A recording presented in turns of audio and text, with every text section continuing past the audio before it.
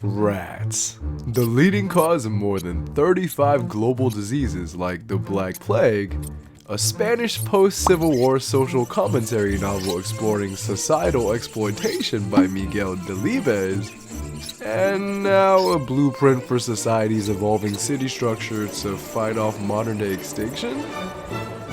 How do we not have GTA 6 by now? Like, What you doing up there? at least the trailer's out. Fixing some weeks? Seriously, dude, you got they got your name, address, they got everything.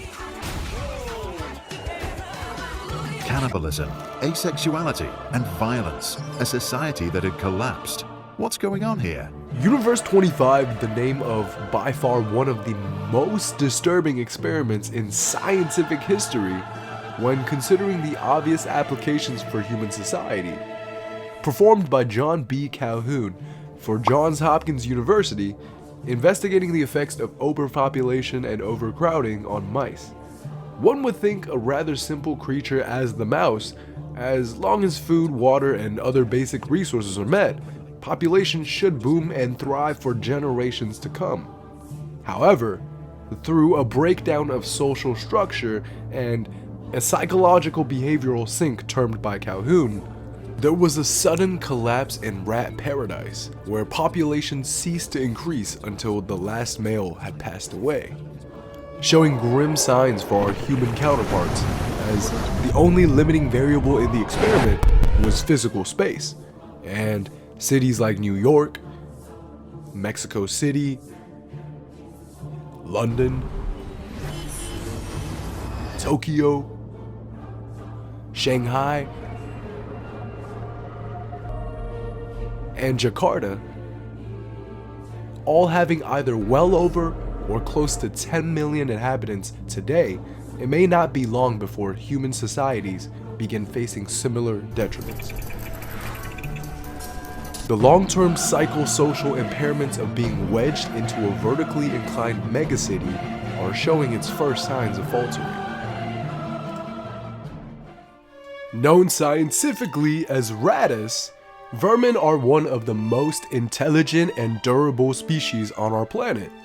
And with the ability to swim for exorbitant distances, holding their breath underwater for up to 3 minutes at a time, now I understand where David Blaine got his inspiration from for that record. By the time he was a teenager, he had broken Harry Houdini's breath hold record of 3 minutes and 30 seconds. With one study noting they can swim up to 3 days at a time with the right amount of space and oxygen. Ergo, the New York City sewage system. Oh, I get it now. How could I not see this all along? Teenage Mutant Ninja Turtles was never a show about 4 anthropomorphic turtle brothers trained in ninjutsu to fight off evil in NYC, but a social realism film on all the things rodents can achieve if we just put some faith into their scrawny little claws. Both mentally and physically. This including the training of 4 human-sized Ninja Turtles, outfits and equipment sold separately. I can't bear to think that you're all gone. Raph, always the toughest one. So next time you trap another furry friend on a sticky pad, think twice with who you're messing with. Rats are also immune to vomiting, can survive falls of up to 50 feet unharmed, and have a 4-foot vertical jump, while being only 2.4 inches tall on average. That's like if Shaq had a 141-foot vertical, being 7'1" or 85 inches, that's a 1,700-inch vertical jump for Shaq over here.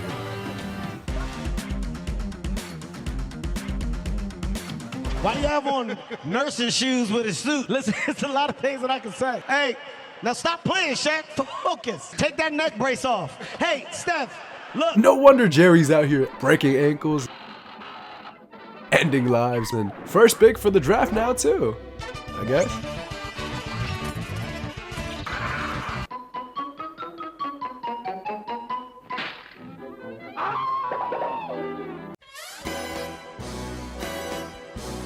They can also fit through holes of as small as ½ an inch,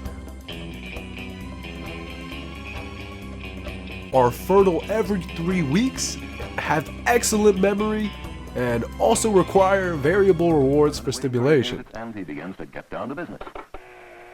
Let's change back to a black disc. Now watch the fixed ratio, 5 fast pecks and reinforcement. Uh-oh, he sees the white disc again, which he knows means fixed interval. One farewell peck and Junior is playing the waiting game again. No wonder some cultures like in northwest India, whom worship rats and even have a goddess dedicated to ratsas, called Kari Mata. With a proven species-wide IQ of 105, equivalent to an 18 or 19-year-old human, in comparison, our favorite household companions only have an IQ of around 100, which is the same as a human toddler that's 2 to 4 years of age. Tom and Jerry's starting to feel more and more realistic, the way Jerry jukes Tom and plays with his entire existence. That's just real life.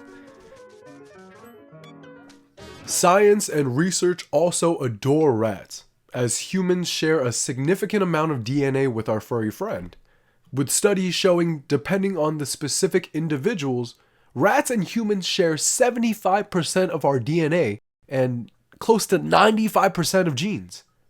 Approximately 1/3 of the human genome is even conserved across rat, mouse, and human genomes. These characteristics makes them the ideal candidate for models studying human diseases and medication. Along with a speedy life cycle and mating period, studies performed on mice have helped us understand a lot of human biology and behavior. Universe 25 refers to the experiment performed by John B. Calhoun, a research psychologist for over 40 years at the National Institute of Mental Health. His top area of study, the effects of overcrowding. Having an ever-curious mind and fascination for birds along with other animals, Calhoun published his first ornithology paper in 1938 at the early age of 15. This turned into a lifelong love for both science and animal behavior, with Calhoun receiving his PhD in ethology, the objective study of animal behavior, at Northwestern University. Afterwards, he and his family moved outside of Baltimore, Maryland, so that he may pursue ethological research at Johns Hopkins University. By the time he had moved in and was settled, Calhoun took the opportunity to begin side projects of his own to massive proportions. What started out as an innocent favor to his neighbor to use some of the shared forest on their properties for a little experiment, quickly turned to encapsulating the entirety of the quarter-acre of land, to construct a walled habitat protected from predators and filled to the brim with anything and everything a mouse would need to survive. That day, Rat City was born. After literal dozens of trials and errors, with most ending due to space and resource limitations, Calhoun had concluded that with each group, there would be a point early on when population plateaus due to high infant mortality and negligent, often violent parents. But to pinpoint the specific behavioral attributions, John would need more time and money, which is just what he received 5 years after his initial testings had begun at home. His published paper on his findings had spread across the science field, and Calhoun was hired by the National Institute of Mental Health, or NIMH, to recreate Rat City to completion. With the funding of the federal government at his disposal, Calhoun began redesigning every single aspect of his initial city, completing countless trials of miniature-sized enclosures to determine the best approaches for each. After 8 long years of prepping and 24 incomplete trials before, Universe 25 was finally here. Calhoun began by introducing 4 albino rat couples into a specially designed paradise pen, equivalent to a veritable rodent garden of Eden for the experiment in 1968. So, when Americans were busy worrying about an overseas conflict, our boy John here was busy observing mice procreate. Science. This constructed environment consisted of numerous apartments, unlimited food and water, and abundant nesting supplies. The only scarce variable in this microcosm, similar to all the other rat cities before it, being that of physical space. Calhoun hypothesized negative outcomes to occur rather quickly in this rat utopia and hoped to use the data found to aid research in our ever-growing cities. Once the starting couples were introduced to the enclosure, analysis began and very little researcher interference took place. Calhoun effectively watched and observed. The findings were alarming to say the least. After just around 600 days, the last male in the population dies off, leaving the society in Rat Utopia dead as well. Rat Paradise erupted in chaos as soon as population density began to peak. The rats within the confinement became increasingly violent, developing abnormal sexual behaviors and began neglecting or even attacking their own young. The timeline of events during these 600 days can be categorized into 4 phases.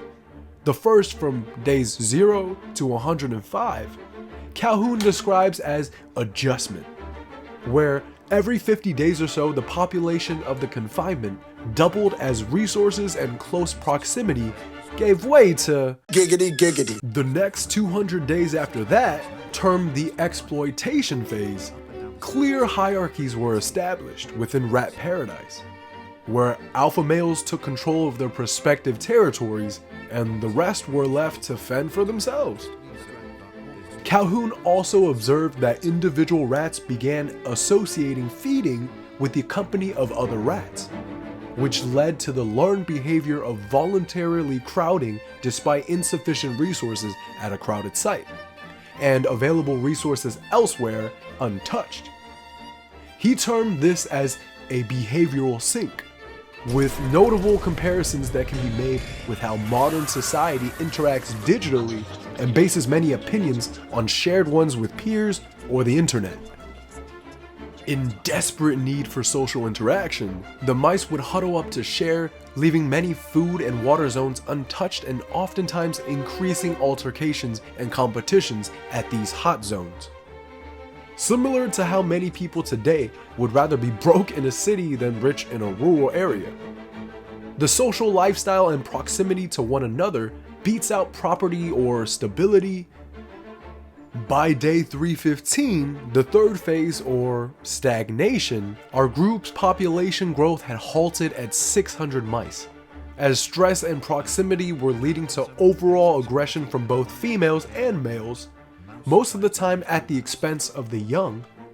By the time day 560 came around, or better known as the death phase, the collapse of society was already inevitable, as procreation came to a screeching halt and isolated groups lived out the remainder of their lives amongst themselves.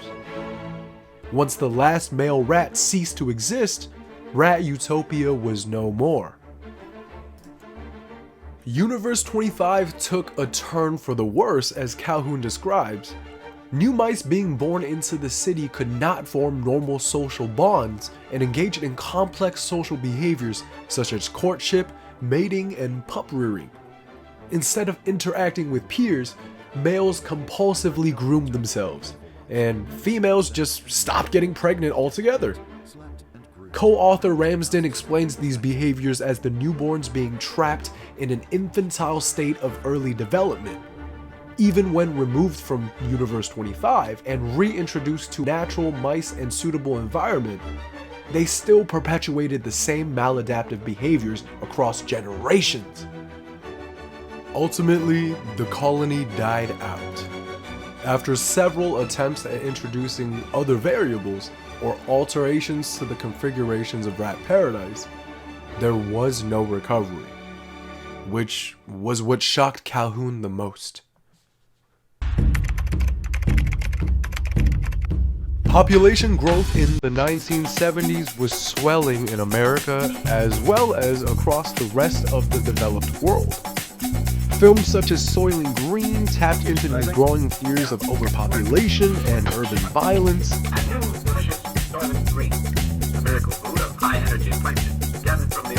The rat paradise experiment was brandished by others to justify population control efforts largely targeted at poor and marginalized communities. These experiments essentially illustrate social dysfunction when populations become too dense, distinct from the historical scarcity of resources in which humanity has dealt with time and time again in the past. What feared researchers and politicians the most was the phenomenon of behavioral sink, where overcrowding led to a breakdown in the normal social behaviors exhibited in the animals. The implications on humanity and our behaviors were blatant, though evidently not to the same degree as mice in such a controlled environment. If data is upscaled to our metropolises, early signs of aggression, neglect, and withdrawal from social interactions can be seen at a far higher rate in modern cities compared to more rural areas. Not to mention, though many cultural reasonings can be put up to major life decisions, it isn't a coincidence that the majority of individuals who choose to have children at a far later age, or sometimes not at all, reside in that of an urban environment. While many rural settlers tend to have larger families throughout the course of their lives, whether you chalk it up to focusing on careers and corporate competition, or the increasing cost of living holding back some financially from starting a family, these can all be considered maladaptive behaviors in response to overcrowding and increased population density in a small area. Great news! I'm not a father. Congratulations, buddy.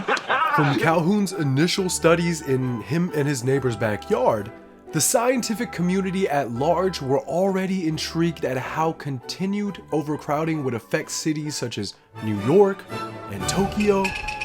Tokyo is a tale of opposite. Universe 25 was born in hopes of disproving these uninviting implications, but resolved with even more reluctant conclusions. Not only had populations in Universe 25 not reached the goal of 3,000 mice predicted by Calhoun, since each compartment complex were able to hold 15 mice at a time, but Group 25 barely even came close to scratching that number, with the aforementioned maladaptive behaviors spreading contagiously within the population, destabilizing its entirety within those 900 days of experimentation. With their 3-week fertility period versus the 10-month cycle for humans, or 1,333%, who's to say the same effect doesn't occur 32.9 years down the line, or 900 days factored out to human proportions? Calhoun was quick to anthropomorphize his findings, placing specific rodents he observed with similar characteristics into categories such as juvenile delinquents and social dropouts, as well as many others which can be mirrored with human counterparts. This paralleling of natural behaviors is displayed from humans as well. The congregation of mice around communal food hoppers and nesting areas ignoring underutilized compartments seems eerily similar to the concept of the cities we've grown to know and love. Roughly 10% of Earth's total land surface is currently inhabited by humans, encompassing all urban and agricultural or rural land, with the remaining 90% consisting of regions difficult to occupy, ergo deserts, polar ice caps, and heavily forested areas. Though our Amazonian brothers and sisters have clearly taken it upon themselves to prove that fact wrong. In that measly 10%, approximately 56% of the world's population currently lives in urban or city areas, with this figure expected to increase to 68% by 2050, according to stats from the United Nations Data Analytics. Meaning 2 out of 3 people will be living in an urban area, equating to just 3% of the Earth's total land surface. This was completely intentional, by the way, as humans hadn't just crammed in together in coastal areas or major metropolitan expanses just for the friendly neighbors. Every single current global city sits on resource hotbeds and generally has the most fertile surrounding land as well, making it less so a predetermined control environment like Universe 25, but the organic evolution of dwelling from abundant resource locations. Though, in no way does this passing of time and adaptability of human society make us immune to the behaviors expressed by Universe 25. Meaning, the act of offspring neglect and withdrawal from social interactions may not be far off from these major cities around the world.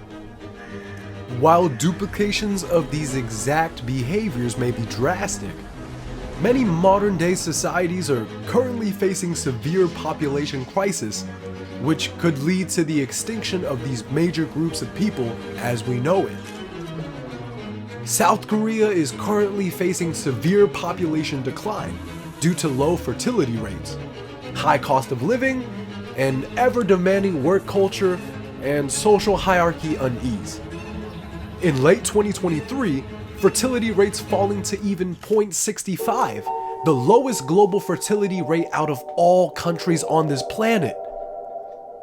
Japan is also facing similar concerns as birth rates steadily decline for many of the same reasons. While the rapidly aging population puts an even bigger strain economically on their already fragile system, one can argue this as a concaving result of major universal urbanization and megacities. With global population on the ever-rise, major cities and countries across the world achieving 10 million residents at a more rapid pace than ever before, and birth rates on the decline everywhere in the developed world, is our behavioral sink incoming? Or worse, has it already begun?